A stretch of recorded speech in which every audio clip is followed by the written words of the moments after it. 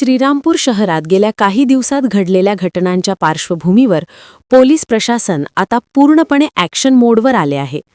रामनवमी मिरवणुकीदरम्यान झालेली दगडफेक तसेच छत्रपती शिवाजी महाराज चौक आणि श्रीराम मंदिर चौक येथे घडलेले प्राणघातक हल्ले यामुळे शहरात तणावाचे वातावरण निर्माण झाले होते. या पार्श्वभूमीवर जिल्हा पोलीस अधीक्षक सोमनाथ घारगे यांनी तातडीची बैठक घेत कायदा व सुव्यवस्थेचा सविस्तर आढावा घेतला. विशेष म्हणजे त्यांनी हिंदू आणि मुस्लिम समाजातील नागरिकांची स्वतंत्र बैठका घेऊन संवाद साधला आणि शांततेचे आवाहन केले. यावेळी नागरिकांनी वाढती गुन्हेगारी, व्यापाऱ्यांवरील परिणाम आणि आगामी डॉक्टर बाबासाहेब आंबेडकर जयंती उत्सवाच्या पार्श्वभूमीवर सुरक्षेबाबत चिंता व्यक्त केली.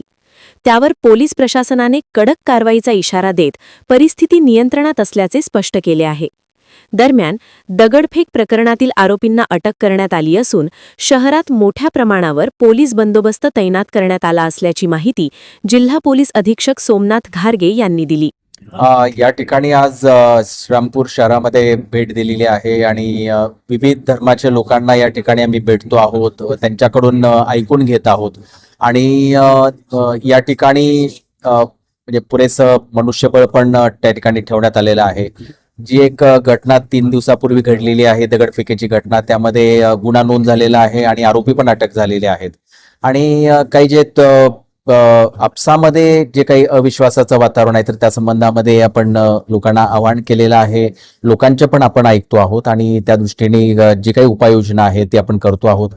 जे गुन्हेगारी मानसिकतेचे लोक आहेत किंवा जे शांतता बिघडवणारे लोक आहेत तर त्यांच्यावरती जे कारवाई करणं आहे, विशेषतः प्रतिबंधात्मक कारवाई आहे तर ती केली जाते आहे. आणि या ठिकाणी निश्चितच म्हणजे एक श्रीरामपूरमध्ये एक शांतता आहे. आता प्रशासनाच्या या आक्रमक भूमिकेमुळे श्रीरामपूरमध्ये पुन्हा शांतता आणि सुरक्षिततेचे वातावरण निर्माण होणार का हे पाहणे महत्त्वाचे ठरणार आहे.